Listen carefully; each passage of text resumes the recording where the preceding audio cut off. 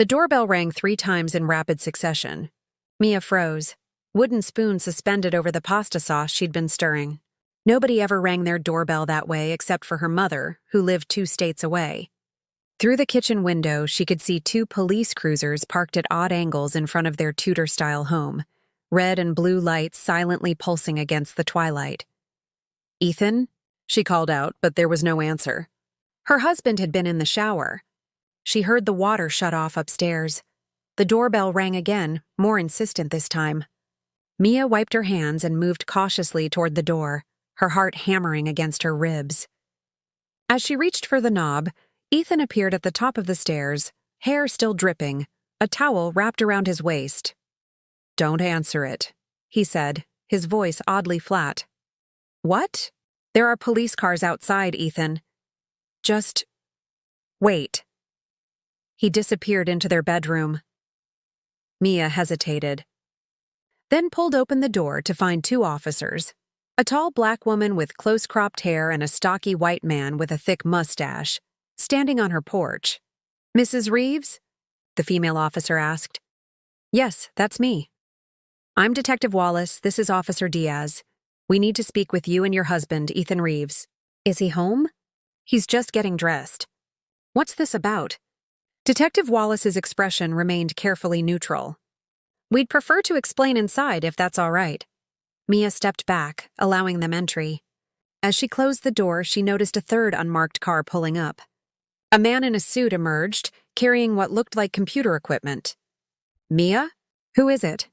Ethan called from the top of the stairs.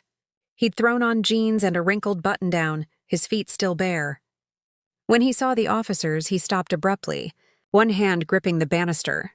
"Mr. Reeves," Detective Wallace said, "we have a warrant to search these premises and to access all of your electronic devices." She held up an official-looking document.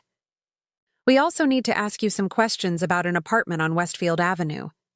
Mia looked at her husband, confusion clouding her features. "What apartment on Westfield?" "Ethan, what's she talking about?" Ethan's face drained of color. "I don't know what you mean," he said to the detective, but his eyes never left Mia's. "Apartment 3B, 1421 Westfield Avenue," Officer Diaz specified. "Leased under the name Ethan Parker." The room seemed to tilt beneath Mia's feet. "Ethan Parker was your name before your mother remarried," she said slowly. "Before you became a Reeves." Her husband said nothing, but in his eyes, Mia saw something she'd never seen before. Raw, unmasked panic. Officer Diaz stepped forward. "Sir, we're going to need you to come with us." As they led Ethan toward the door, he finally spoke, his voice cracking. "Mia, it's not what you think." But for the first time in their 5-year marriage, Mia wasn't sure what to think at all. 6 months earlier. "You're overthinking this," Ethan said, not looking up from his laptop. The glow of the screen illuminated his face in the dimly lit living room, casting sharp shadows across his high cheekbones and strong jaw. At 34, he still had the same boyish good looks that had first attracted Mia when they'd met at a mutual friend's gallery opening. Mia stood by the window, staring out at their quiet suburban street. "I'm not overthinking it." "There was a woman's voice in the background when you called yesterday. You said you were alone at the office." Ethan sighed dramatically, finally looking up. "It was probably Jeanette from accounting. She sometimes stops by my office to drop off reports." "At 8 in the evening?" "Yes, Mia. Some of us actually work late." There was an edge to his voice now. "Not everyone has the luxury of making their own hours like you do." The barb stung. Mia had left her position at a prestigious architecture firm 2 years ago to start her own interior design business. It had been a struggle, but she was finally gaining traction.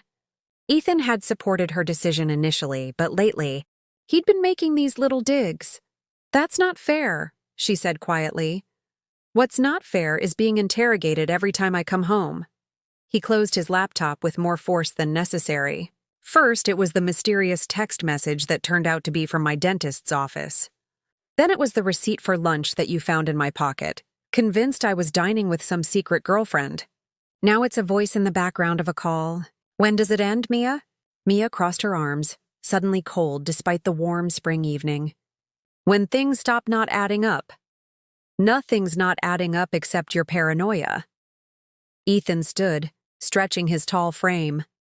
I'm going to bed. I have an early meeting tomorrow. As he passed her, he dropped a perfunctory kiss on her forehead, but there was no warmth in it. Mia remained by the window long after he'd gone upstairs, watching as the streetlights flickered on one by one, illuminating empty sidewalks and manicured lawns. Something had shifted between them, a subtle but persistent change she couldn't quite name. The next morning, Mia woke to find Ethan's side of the bed empty. On the nightstand was a hastily scribbled note. Had to leave early. Dinner with clients tonight. Don't wait up. She traced her fingers over the words, noting the slight shakiness in his usually confident handwriting. Their argument from the night before hung in the air like a lingering scent. Lately, it seemed all they did was argue or avoid each other entirely. Mia's phone buzzed with a text from her best friend, Zoe. Coffee? I need adult conversation before I murder my toddlers.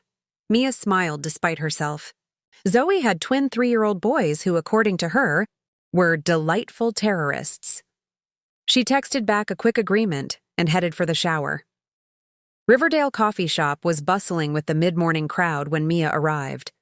Zoe waved from a corner table, her wild curly hair pulled into a messy bun, dark circles under her eyes. You look like I feel, Mia said, sliding into the chair across from her friend. Gee, thanks, Zoe replied, but she was smiling. Jamie decided 3 a.m. was the perfect time to discover he could climb out of his crib.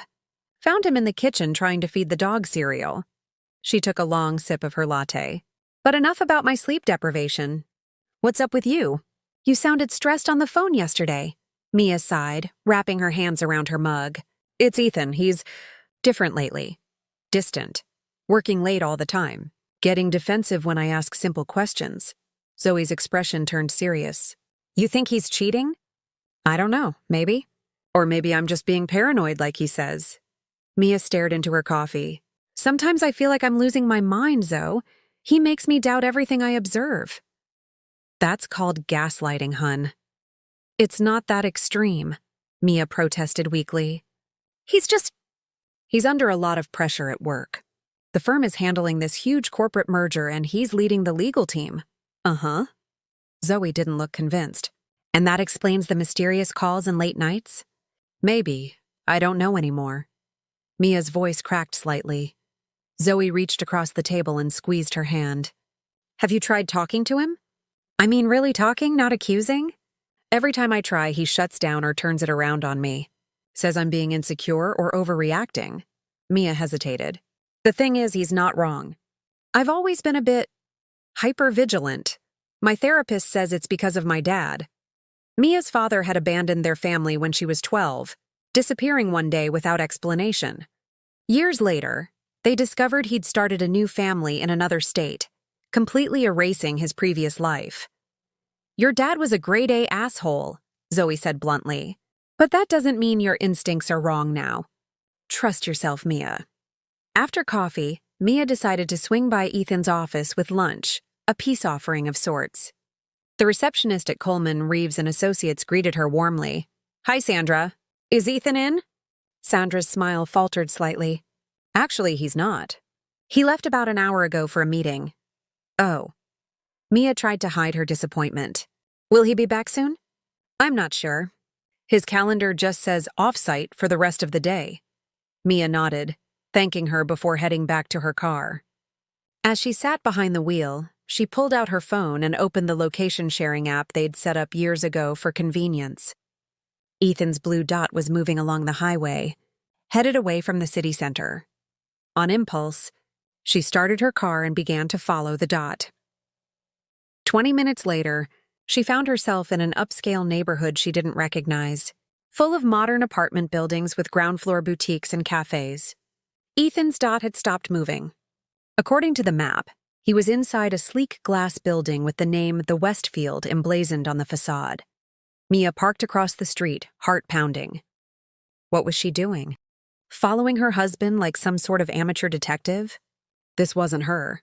She was about to drive away when she saw him, Ethan emerged from the building, but he wasn't alone.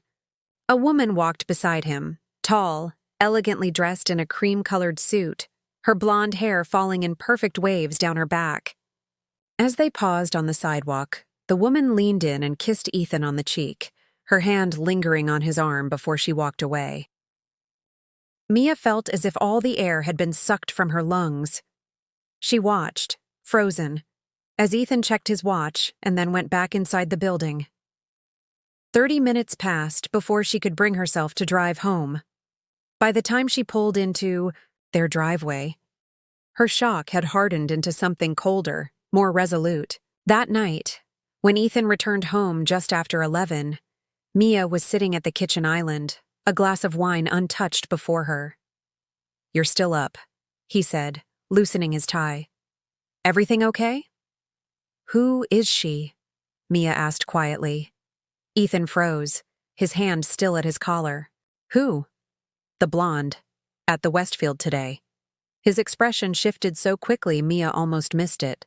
Surprise, followed by calculation, then careful neutrality. "You followed me?" His voice was dangerously soft. "Answer the question, Ethan." He sighed, setting down his briefcase and rubbing his eyes. "Her name is Claire Donovan. She's a client, Mia. A very important client going through a messy divorce. We were meeting at her apartment because she didn't want to be seen at the office." The explanation was so reasonable, so perfectly plausible, that for a moment Mia almost believed him. Why didn't you tell me about this client before? Attorney-client privilege. Her husband has connections all over town. She's paranoid about anyone finding out she's planning to leave him. He approached the island, his expression softening. "Is that what all this has been about? You thought I was having an affair?" Mia looked into his eyes, those familiar hazel eyes that had always been so open, so honest. Now she couldn't read them at all. "I don't know what to think anymore," she admitted. Ethan came around the island and pulled her into his arms. "Mia, honey, there's no one else. There's never been anyone else. It's only you." She let herself be held, breathing in his familiar scent, wanting desperately to believe him. "I'm sorry," he murmured against her hair. "I should have told you about Claire. I didn't realize it was causing you so much anxiety." Mia nodded against his chest, not trusting herself to speak. Something still felt off, but maybe Zoe was right. Maybe it was just her old insecurities talking. Maybe she was overreacting after all. The following weeks brought a tentative peace. Ethan made a visible effort to be more present, coming home earlier, texting throughout the day, planning weekend outings. Mia allowed herself to relax, pushing her doubts to the back of her mind. But on a rainy Tuesday in June, everything changed. Mia was organizing her home office when she came across Ethan's old laptop, tucked away on a shelf behind some design books. He'd said it had died months ago, but when Mia plugged it in on a whim, it powered up immediately. The screen prompted for a password. On a hunch, Mia typed in Pirate Captain, the name of Ethan's childhood dog, which he used for accounts he considered less secure. To her surprise, it worked. What she found made her blood run cold. There were emails to a real estate agent about leasing an apartment at the Westfield, bank statements showing regular transfers to an account she'd never seen before, and photos, dozens of them, of Ethan with the blonde woman, Claire. But these weren't professional meetings. They were intimate dinners, walks on the beach, selfies in bed. In one photo, Claire was wearing a necklace Mia recognized, a vintage emerald pendant Ethan had claimed was lost during their move 2 years ago. Mia's grandmother's necklace. She sat in stunned silence, scrolling through the evidence of her husband's double life. Then, moving as if in a trance, she grabbed her phone and called Zoe. "I need you to come over," she said when her friend answered. "And I need you to bring Josh." Zoe's husband Josh was a detective with the county police department. "Mia? What's wrong? You sound... Just come. Please." 45 minutes later, Zoe and Josh arrived. Mia silently led them to her office and showed them what she'd found. Josh's expression grew increasingly grim as he scrolled through the emails. "Mia, there's more here than an affair," he said finally. "These financial records, there are large sums moving through that account, and these communications with offshore entities." He looked up at her. "I think Ethan might be laundering money." "What?" Mia felt lightheaded. "That's impossible. He's a corporate attorney." "With access to client funds," Josh pointed out, "and connections to wealthy individuals." He hesitated. "Has he mentioned any new clients recently? Anyone unusual?" Mia thought about it. "He mentioned a Russian businessman a few months ago. Said they were handling his company's U.S. acquisition." Josh and Zoe exchanged looks. "What?" Mia demanded. "There's been an ongoing investigation into Russian money laundering through real estate transactions," Josh explained reluctantly. "Nothing I can discuss officially, but..." He gestured at the laptop. "This fits a pattern we've been seeing." "So what happens now?" Mia whispered. "Now," Josh said, closing the laptop carefully, "we take this to my sergeant, and Mia. Ethan can't know about this conversation." 3 days. Later, Mia was stirring pasta sauce when the police arrived at their door. After they took Ethan away, Detective Wallace stayed behind with Mia while other officers began searching the house. The tech specialist set up equipment in the dining room, preparing to clone Ethan's devices. "Mrs. Reeves," Detective Wallace said gently, "I know this is a shock. Would you like to sit down?" Mia nodded numbly, allowing herself to be led to the sofa. "I don't understand," she said, though that wasn't entirely true. Josh had prepared her somewhat, but seeing it happen, watching her husband being escorted from their home, made it all horribly real. "Your husband has been using a second residence, an apartment on Westfield Avenue, for meetings with individuals connected to a money laundering operation," Wallace explained. "We've been investigating this network for nearly a year." "The woman," Mia said. "Claire Donovan. Is she involved?" Wallace's expression shifted. "Claire Donovan doesn't exist, Mrs. Reeves. The woman using that name is Ekaterina Volkova, a known associate of several oligarchs under international sanctions." She paused. "How did you know about her?" Mia told her about following Ethan to the Westfield, about his explanation of the client going through a divorce. "And you believed him?" "Not completely," Mia admitted. "But I wanted to. He's very convincing." Wallace nodded sympathetically. "Men like your husband often are. That's what makes them valuable to organizations like this. They're respectable, credible, and they know how to manipulate people's trust." The words hit Mia like a physical blow. "Was any of it real?" she asked, more to herself than to the detective. "I can't answer that," Wallace said. "But I can tell you that your husband has been living a compartmentalized life for at least 2 years. The apartment on Westfield is fully furnished, with a complete wardrobe, personal items. It's not just a meeting place." Mia thought of all the business trips, the late nights at the office, the unexplained absences. How much of their life together had been a lie? Officer Diaz approached, holding Mia's phone. "Detective, we need Mrs. Reeves to unlock this." Mia took the phone with trembling hands, entered her passcode, and returned it. As Diaz walked away, Mia turned to Wallace. "What happens to me now?" she asked. "Am I a suspect too?" "At this point, no," Wallace said. "But we'll need your full cooperation. And I have to warn you, Mrs. Reeves, things might get complicated. Your finances, your assets, they may be frozen during the investigation." Mia laughed, a hollow sound. "I don't care about the money. I just want to understand how I missed this. How I lived with him for 5 years and never knew who he really was." Wallace's expression softened. "Don't blame yourself. People like Ethan, people who lead double lives, they become experts at compartmentalizing, at creating walls between their different realities." She leaned forward slightly. But walls always have cracks. You saw them, didn't you? That's why you followed him that day. Mia nodded slowly. I kept telling myself I was overreacting, that I was being paranoid.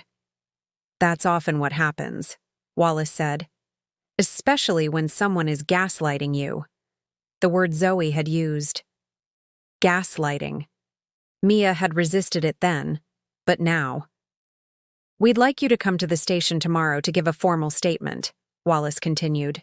In the meantime, is there somewhere you can stay tonight? A friend or family member? I can stay with my friend Zoe, Mia said. She and her husband. She trailed off, suddenly remembering. Josh knew about this investigation, didn't he? Before I showed him the laptop. Wallace hesitated. Detective Calloway has been part of the task force, yes. But he couldn't discuss it with you. Not until you came to him with evidence. Mia nodded, understanding. Josh had been bound by professional obligations. But once she'd shown him the laptop, he'd had a legitimate reason to involve her. The next few hours passed in a blur. Mia packed a bag while officers moved methodically through her home, taking photos, bagging items, downloading data from computers. By the time she left with Zoe, who had returned to pick her up, it was past midnight. You okay? Zoe asked as they drove away, the red and blue lights still pulsing behind them. No, Mia said honestly. But I will be. At Zoe's house, after the twins were asleep and Josh had returned from the station, the three of them sat in the kitchen talking in low voices. I still can't believe it, Mia said, warming her hands around a mug of tea. Ethan, my Ethan, involved in money laundering for Russian oligarchs? It sounds like a bad spy novel. I'm so sorry, Mia, Josh said. I wanted to tell you when we started investigating Coleman Reeves, but I couldn't. I understand. She looked up at him. What's going to happen to him? Josh sighed. It depends on a lot of factors. How much he cooperates, what exactly his role was, whether he flips on the bigger players. The charges could range from money laundering to conspiracy, maybe even RICO violations. RICO? Isn't that for organized crime? This is organized crime, Mia, Josh said gently. Just with better suits and fancier addresses. Mia was silent for a moment. And what about her, Ekaterina? We're still looking for her. She wasn't at the apartment when the team went in. Mia thought about the woman she'd seen with Ethan. Elegant, beautiful, dangerous. Had Ethan loved her? Or was she just another compartment in his fractured life? I keep thinking about all the times he told me I was overreacting, Mia said quietly. All the times he made me doubt myself, made me feel crazy for questioning him. She looked at her friends. How did I not see it? Because he didn't want you to, Zoe said firmly. And because he's a lying, manipulative bastard who took advantage of your trust. Despite everything, Mia felt a surge of protectiveness toward Ethan. He wasn't always like this. When we first met, he was different. Maybe, Josh said. Or maybe that was just another performance. The thought was almost too painful to consider. The next morning, Mia went to the police station to give her statement. She recounted everything she could remember, conversations about Ethan's clients, unusual behavior, unexplained absences. As she spoke, she felt as if she were describing a stranger, not the man she'd built a life with. Afterward, Detective Wallace walked her out. What you did took courage, she said. Not everyone would have come forward against their own spouse. I didn't do it to hurt Ethan, Mia said. I did it because it was right, Wallace nodded. For what it's worth, I think he does care about you. When we questioned him last night, the only time he showed real emotion was when your name came up. Mia wasn't sure if that made things better or worse. As she stepped outside into the bright morning light, her phone rang. Unknown number. She almost didn't answer, but something made her accept the call. Mia, it's me. Please don't hang up, Ethan's voice. She froze on the station steps. How are you calling me? They're letting me make one phone call, and I needed to hear your voice. Mia said nothing, waiting. I know you must hate me right now, he continued, his voice breaking slightly. And I deserve it. I've done terrible things, Mia, things I can't undo. But I need you to know that what we had, what I felt for you, that was real. The only real thing in my life. Mia closed her eyes, fighting back tears. If it was so real, why did you lie to me? Why did you make me doubt myself every time I sensed something was wrong? A pause. Because I was terrified of losing you. And because once you start living a double life, the lies become necessary, like breathing. You tell yourself it's to protect the people you love, but really it's to protect the house of cards you've built. Was she worth it? Mia couldn't stop herself from asking. Your Russian girlfriend? Kat wasn't my girlfriend, Ethan said quietly. She was my handler, my contact with the organization. Whatever you saw between us was part of the cover. And my grandmother's necklace, the one you gave her, was that part of the cover too? Another pause. I'm so sorry, Mia, for everything. Sorry doesn't fix this, Ethan. Sorry doesn't give me back the years I spent loving someone who didn't even exist. I existed, he insisted. The man who loved you loves you. That's the real me. The rest was a role I played. A horrible, unforgivable role, but not who I am at my core. Mia laughed bitterly. That's the problem, Ethan. I don't know who you are at your core. I'm not sure you do either. She heard voices in the background on his end of the line. I have to go, he said urgently. Mia, please, whatever happens, remember that I love you. That was never a lie. The line went dead. Mia stood motionless, the phone still pressed to her ear, tears streaming down her face. 2 weeks later, Mia stood outside the visitor's entrance of the county detention center, trying to gather her courage.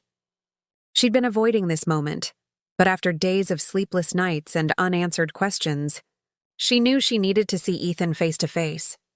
Inside, she went through security, surrendered her belongings, and was led to a sterile visiting room with small tables separated by low dividers.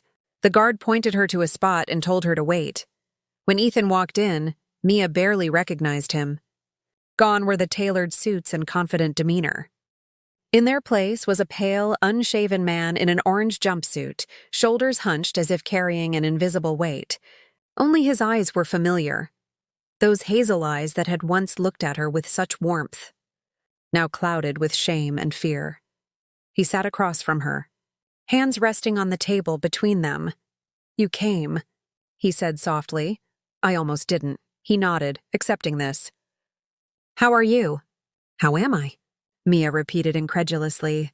My husband is in jail for money laundering. Our assets are frozen. I'm living with my best friend because I can't bear to be in our house. Reporters keep calling. Oh, and I discovered my entire marriage was based on lies. So I'm just fantastic, Ethan. He flinched at her tone but didn't argue. You have every right to be angry. I didn't come here for your permission to feel things, Ethan. I came for answers. I'll tell you whatever you want to know, he said. I owe you that much. Mia took a deep breath. How did it start? How does someone like you, educated, successful, from a good family, end up laundering money for criminals? Ethan sighed, running a hand through his unkempt hair. It wasn't some dramatic moment. No one put a gun to my head. It was incremental. About 3 years ago, a new client came to the firm, Mikhail Volkov. Extremely wealthy, extremely charming. He needed help with some international business acquisitions. And you didn't question where his money came from? I did, actually. All his paperwork seemed legitimate. Later, I found out it was all expertly forged. He paused. He invited me to exclusive events, introduced me to powerful people, made me feel special, important. Then one day, he asked for a small favor, helping move some money through a series of accounts. Nothing overtly illegal, he assured me, just creative accounting to minimize tax exposure, and you believed him. I wanted to, Ethan admitted. The money was good, really good. And once I'd done that first favor, I was compromised. Each request after that got a little more questionable, but by then, I was in too deep to say no. What about her? Ekaterina? Ethan's expression tightened. Kat came later. She was Mikhail's representative. She'd give me instructions, verify transfers, make sure I was compliant. Were you sleeping with her? He looked away. Yes. The confirmation, though expected, still felt like a knife to the heart. While we were married? It started about 2 years ago. It wasn't what you think, Mia. What I think. Mia's voice rose, drawing glances from a nearby guard. She lowered it again with effort. What exactly do you imagine I think about my husband having sex with another woman in a secret apartment while wearing a wedding ring I put on his finger? It was part of the job, he said miserably. She was my handler. The relationship was expected. Oh, well, if it was expected, Mia said bitterly. That makes it so much better. I'm not defending it. There's no defense for what I did to you. And the apartment? Was that part of the job too? He nodded. They wanted me to have a separate space for meetings. For the other parts of my life, at first I only used it for business. But eventually you created a whole separate existence there, Mia finished for him. A place where you didn't have to be Ethan Reeves, devoted husband and respected attorney. Where you could be whoever you wanted to be. Ethan Parker, he said quietly. My birth name. Before my mother married David Reeves, Mia felt a chill. He'd gone back to his original identity for his double life, as if trying to compartmentalize not just his actions, but his very self. Did you ever bring other women there? Besides Ekaterina? No, never. But you thought about it. He hesitated too long before answering. Yes, Mia nodded, fighting back tears. At least you're finally being honest. I'm trying to be, he said. I've lied about so much for so long, sometimes I'm not sure what the truth even is anymore. He leaned forward. But I never lied about loving you, Mia. Even when everything else in my life became a tangled mess of deception, what I felt for you remained real. If you loved me, how could you gaslight me like that? Make me think I was crazy every time I sensed something was wrong? Pain flashed across his face. Because I was terrified of losing you. Because I thought if I could just keep these two worlds separate, I could have it all, the money, the power, the excitement, and still come home to you. To the only person who made me feel like a good man. But you're not a good man, Ethan.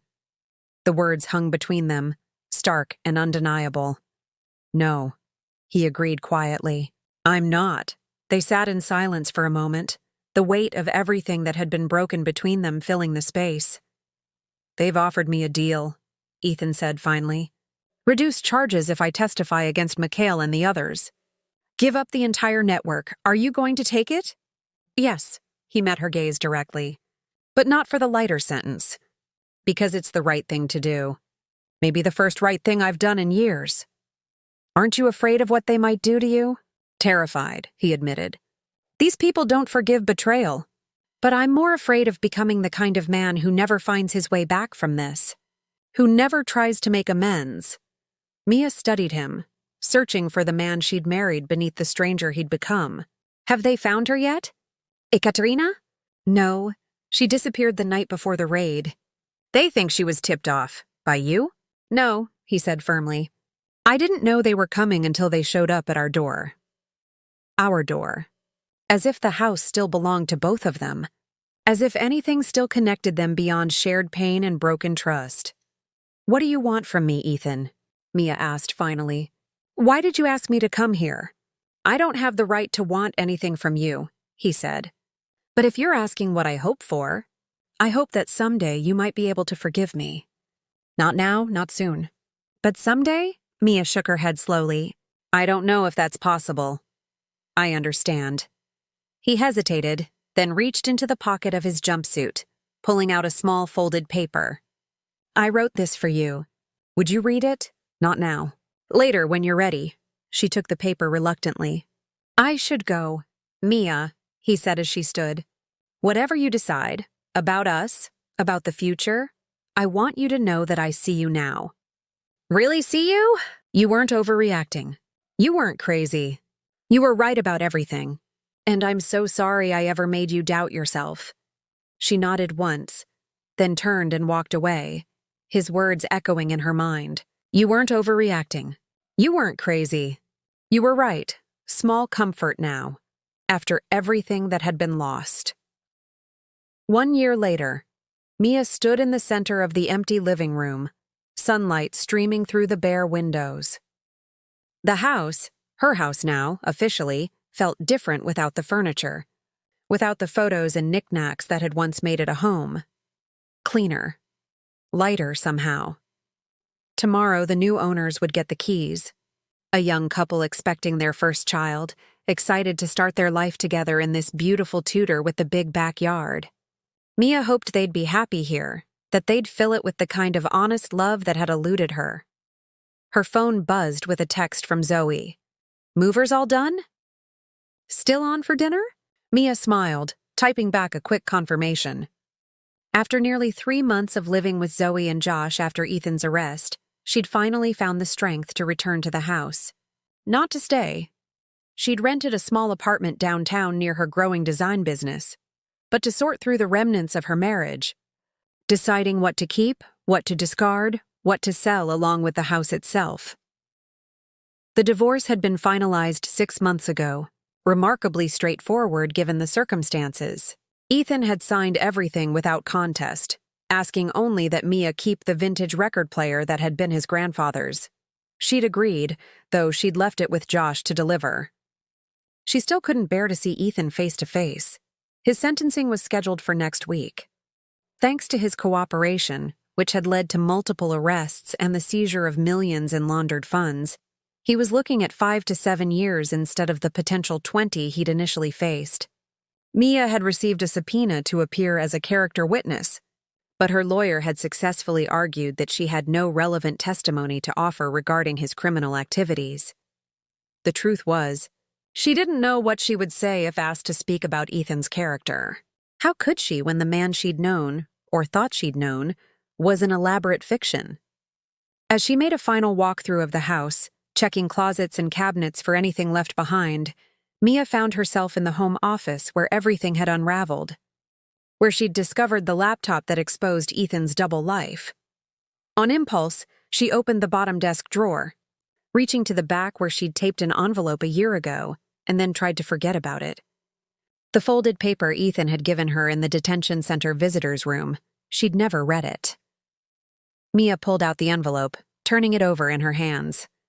What could it possibly contain that would matter now? What words could possibly make a difference? Yet she found herself carefully opening it, unfolding the paper inside. Mia, if you're reading this, it means you've decided to hear me out, even if only through these words. Thank you for that small mercy.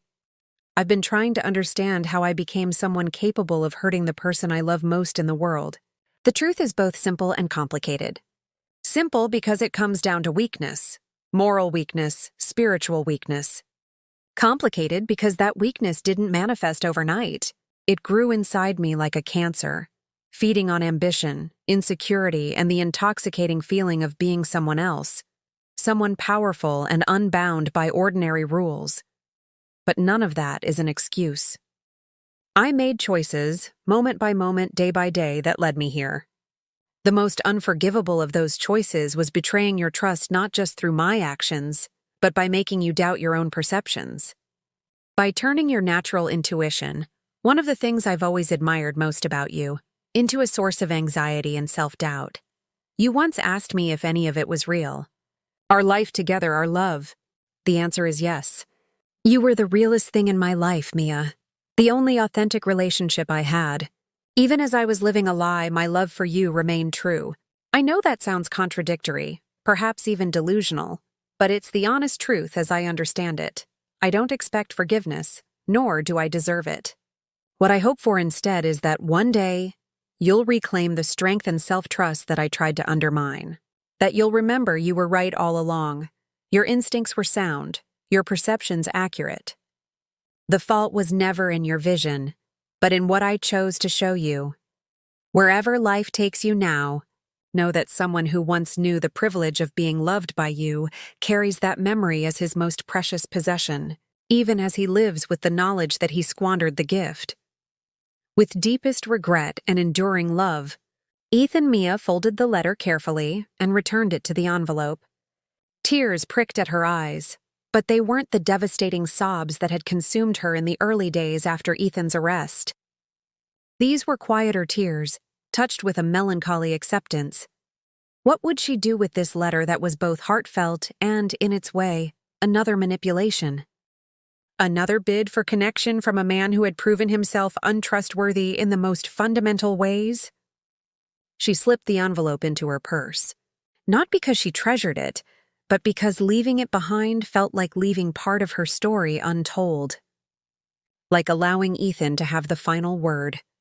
That night, at dinner with Zoe, Josh, and their rambunctious twins, Mia found herself laughing genuinely for what felt like the first time in ages. "So," Zoe said, as they sat on the patio after the boys had been put to bed, wine glasses in hand. "How does it feel? Selling the house, moving on?" "Like I'm finally exhaling after holding my breath for years," Mia admitted. "There's sadness, of course. Mourning for what I thought we had. But also, relief." Josh nodded thoughtfully. "You've been through hell, Mia, but you've handled it with incredible grace." "I don't know about grace," she said with a small smile. "There were plenty of ice cream for dinner nights and crying in the shower mornings." "That's part of the process," Zoe said firmly. "The point is, you didn't let it break you." Mia thought about that. Had she been broken? Yes, in some ways. The naive trust she'd once given so freely was gone. The certainty that she could know another person completely had been shattered. But from those broken pieces, something else had emerged. Something stronger, more resilient, more authentically her own. "I read his letter today," she said suddenly. "The one he gave me at the detention center a year ago." Zoe and Josh exchanged surprised glances. "What did it say?" Zoe asked carefully. Mia took a sip of her wine. "Exactly what I expected. That he loves me. That he's sorry. That what we had was real, even if everything else was a lie." She shook her head slightly. "The thing is, I believe him. I believe he loved me in his way. But his way of loving was so tangled up with deception and self-interest that it became toxic." "Do you still love him?" Josh asked quietly. "I love the person I thought he was," Mia answered honestly. "But that person doesn't exist. Maybe never did. And I've realized something important. Love isn't enough if it's not paired with respect, honesty, and trust. Ethan might have loved me, but he didn't respect me enough to tell me the truth. To let me make my own informed choices." They sat in companionable silence for a moment, the soft sounds of crickets filling the night air. "Oh, I almost forgot," Josh said, reaching for his phone. "I got a notification today that might interest you. Ekaterina Volkova was apprehended in Cyprus yesterday. Apparently, she'd been living there under an alias since she fled the country." Mia's heart quickened. "Will she be extradited?" "It's being arranged now. She's facing serious charges, money laundering, conspiracy, possibly even espionage. Will Ethan have to testify against her, too?" "Probably," Josh said, though his initial testimony has already provided most of what they need. Mia nodded, surprised at how little satisfaction she felt at the news. Ekaterina had been a convenient villain in the story of her marriage's collapse, but the truth was more complicated. Ethan had made his choices. No one had forced him into a double life. "You know what's ironic?" she said after a moment. "For years, I was terrified of ending up like my mother, abandoned, betrayed, left to pick up the pieces of a broken life. And then it happened anyway, just in a different form." "But you're not your mother," Zoe pointed out. "She never really recovered from what your dad did. She let it define her. You're already building something new." It was true. Mia's interior design business had flourished in the past year, her work becoming more bold and distinctive as she'd found her own voice. She'd even been featured in a regional design magazine with clients now on a waiting list to work with her. "I saw Dr. Levine yesterday," Mia said, referring to her therapist. "She said something that really resonated with me. She said, 'Trauma doesn't just break us down. It also breaks us open. And sometimes what grows in those broken open places is exactly what we need.'" "I like that," Josh said. "What's growing in your broken open places, Mia?" She thought about it. "Self-trust. The knowledge that I can survive what I once feared most. And a kind of clarity about what I want and what I won't accept anymore. As they continued talking into the night, Mia felt a sense of peace she hadn't experienced in a long time. Not the naive peace of someone who's never been hurt, but the hard-won serenity of someone who's walked through fire and emerged transformed. The next morning, as she handed over the keys to her house, to her past, Mia felt a moment of déjà vu, remembering the day she and Ethan had first received those same keys, full of hope and plans for the future. The memory stung, but not as sharply as before. She drove to her new apartment downtown, a modern space with floor-to-ceiling windows that flooded the rooms with light.